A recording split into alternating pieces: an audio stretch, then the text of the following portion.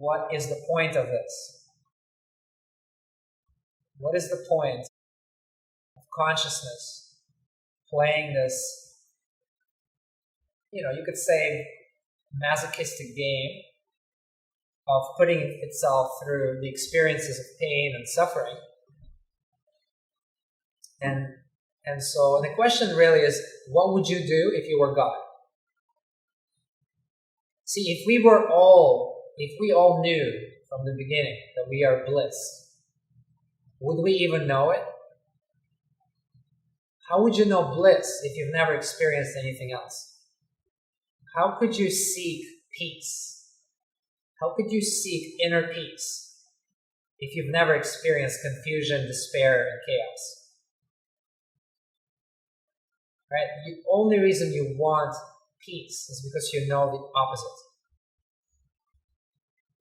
How could the ultimate consciousness know itself unless it gets lost on purpose? That's the game. What's the point of this? Is to know yourself. To know yourself, the only way you can know is by the opposite. You have to play non-bliss. Therefore, you have to reincarnate in a different form, but not enough, because you can reincarnate and be blissed out. You need something in this structure, this physical frame, that will prevent me from knowing myself. What could it be? Oh, let's create an illusion. We'll call it the ego. We'll call it the mind. We're going to have this thing that runs this physical frame that is so friggin' distracted and self-involved and thinks that's all it is. That's going to be confusing. Let's see if that works. Will I find myself if I have this thing running my life? That's a great game. The game is to know yourself. Can you know yourself when you have such a powerful enemy as the mind? The mind prevents you from seeing the truth. That is its job. You can use it, and it's also in the way. It's a game, as one of my teachers that I've never met, Alan Watts. And he's died a long time ago. I think he died before I was born. I love his books. He calls it the game of all games, right? So the game of all games is the foundation of every game.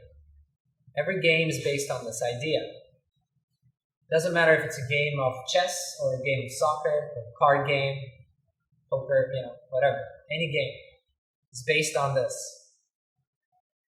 It has to be, first you have to pretend that it's real.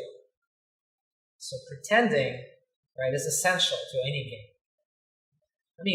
12 mature men chasing a ball around the field for 2 hours.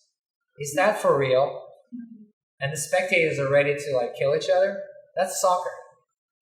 Or baseball, whatever, it's stupid. I always think if an alien arrives on this planet, the first thing they see is a game of soccer. They think we're completely insane because we're spending all this effort and energy without generating any energy. We're not powering the stadium lights by, you can maybe strap some kind of device on these guys' backs so they can at least light up the stadium with all of that energy they're producing, right? But no, they're just chasing a ball. It's a ball.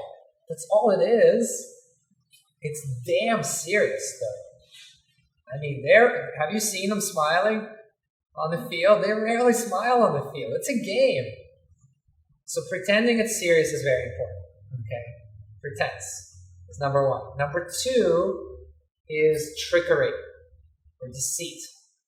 Right? You have to deceive the other side.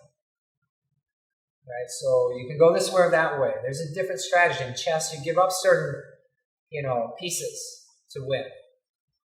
There's always that strategy of trickery and deceit. Pretending and tricking. Okay?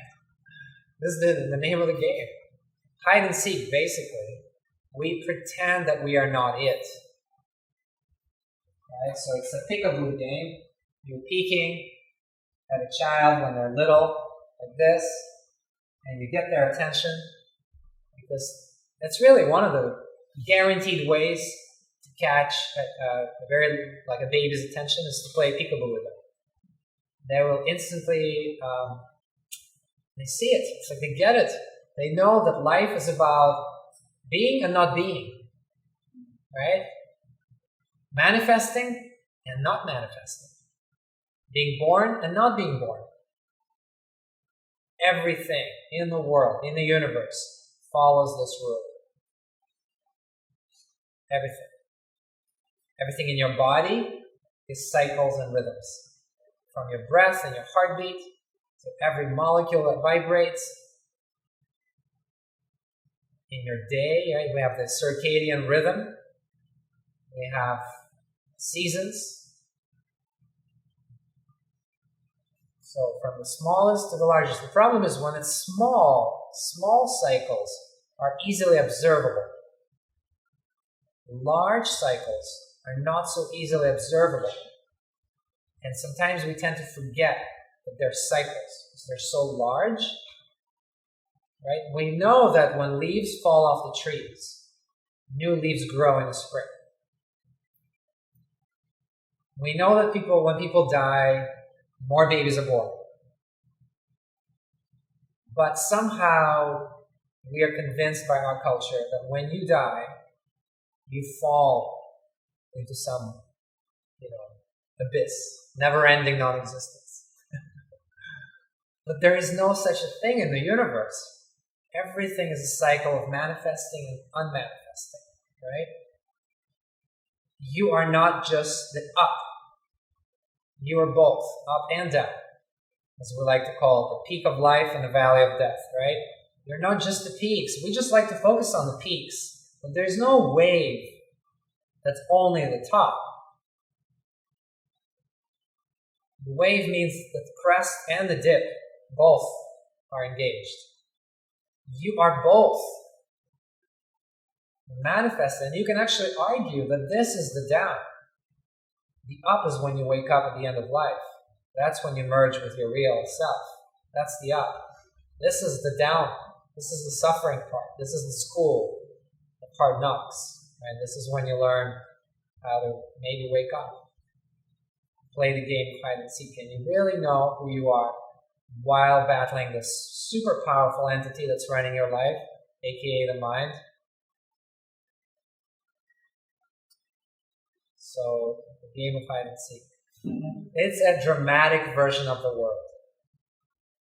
Meaning that you are playing, like in theater, you're playing a specific role. And the role is pretending to be who you are. A mom, a daughter, wife, husband, whatever. Your description of yourself right now is your role. And, fed, cultivated by your culture. And you play it really well. You believe it, 100%. The name of the game is pretending. Remember, pretense, and you have to trick yourself. You're doing it very well. You're pretending very well. You're tricking yourself very well. You're hiding from yourself super well.